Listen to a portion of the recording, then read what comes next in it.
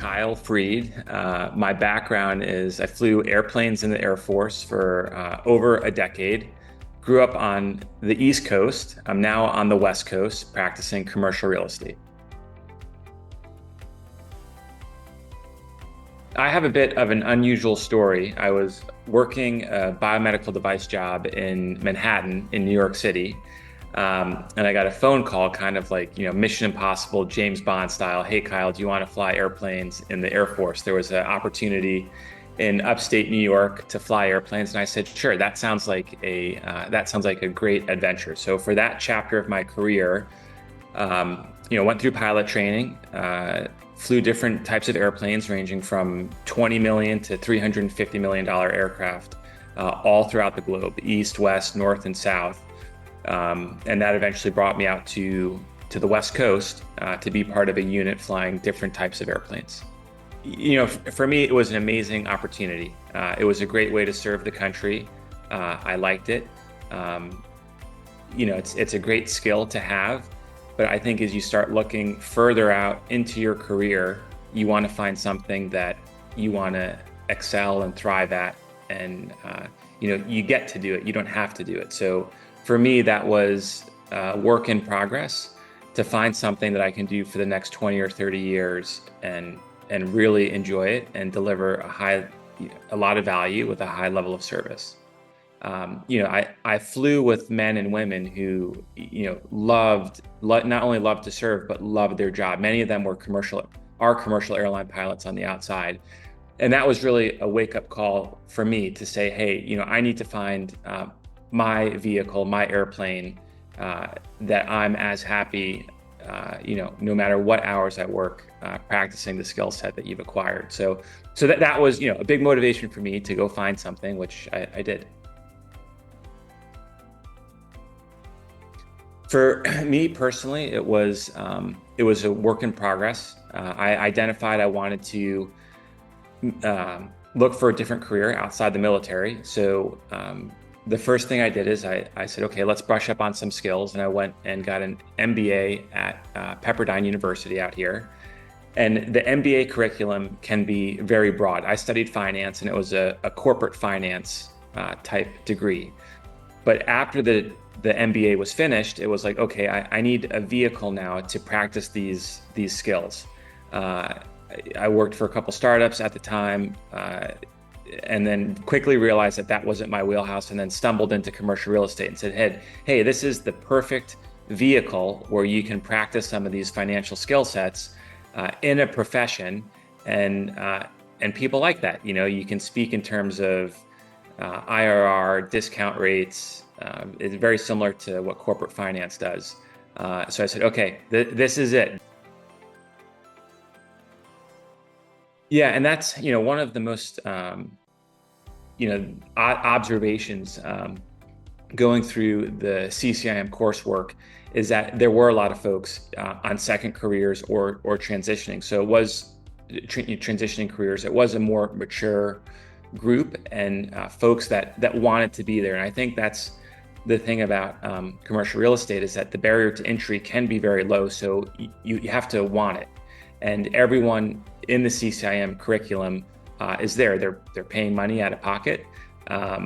It takes a lot of time, a year and a half of training, I call it, similar to the military. And so, it's everyone has a purpose when they're there. It's a little more of a mature crowd.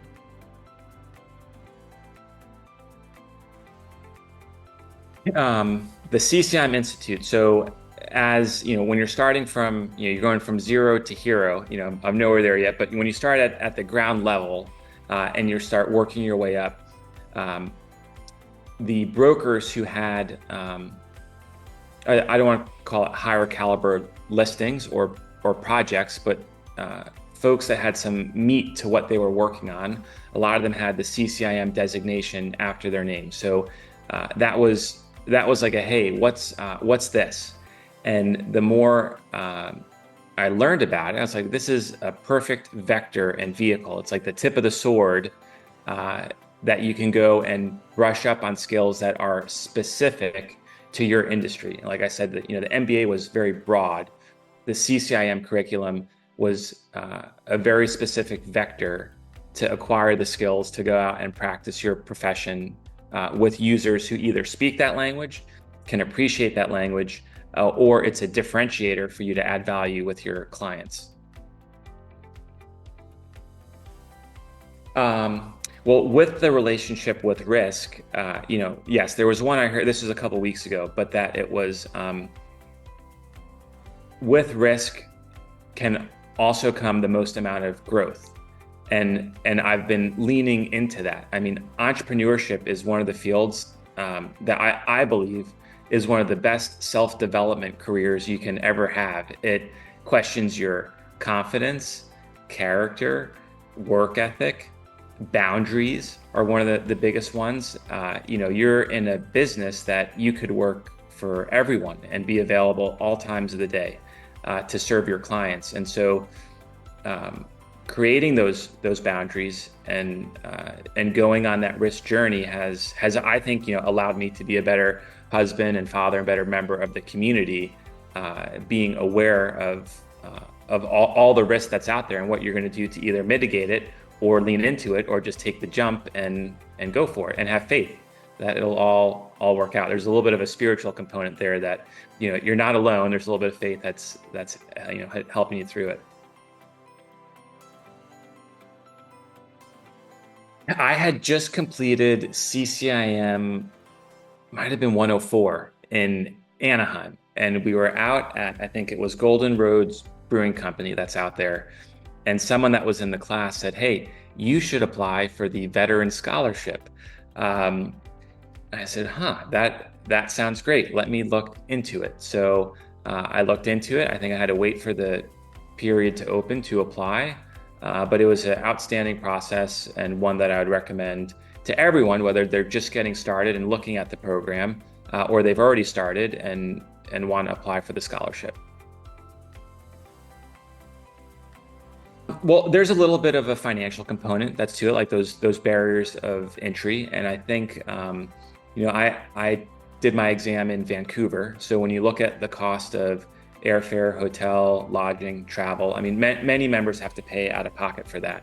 But it allowed me to focus exclusively on the material, getting there, doing well, and not so much on the financials of, wow, this is going to be an expensive credit card bill, next month. So it helped out tremendously, and it's a big thanks to the donors and the CCIM Institute for extending that benefit. I think I saw 6 to 7 recipients, which is amazing to see that across multiple branches of military, and that was very nice to see.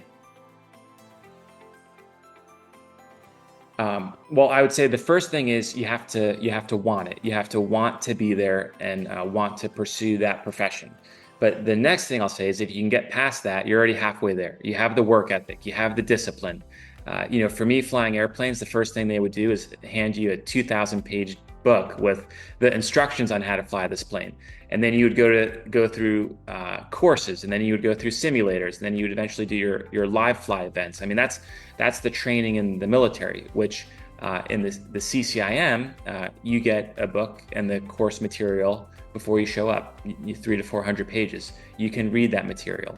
You go through 2 days of very extensive coursework. There's practice problems, material, and you can pick up the book after the fact. When you do your comprehensive review, this is like your live flight. You're there training, and then you pass the exam. So for military members, I think we're already geared to quickly absorb new material, put it into application, and then go practice that in real time out in the marketplace.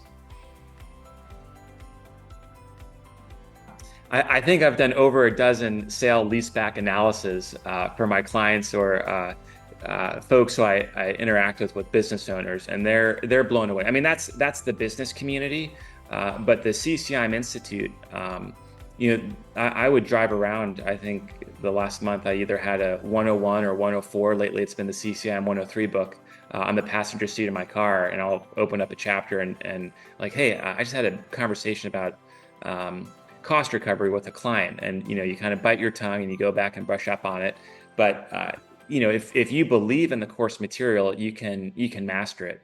And so for me, I don't know if that turns into teaching 101 or 104 down the way. I mean, that would be much further down the line, but I think there's multiple ways to give back, to either reach out to other CCIMs and see how they're doing.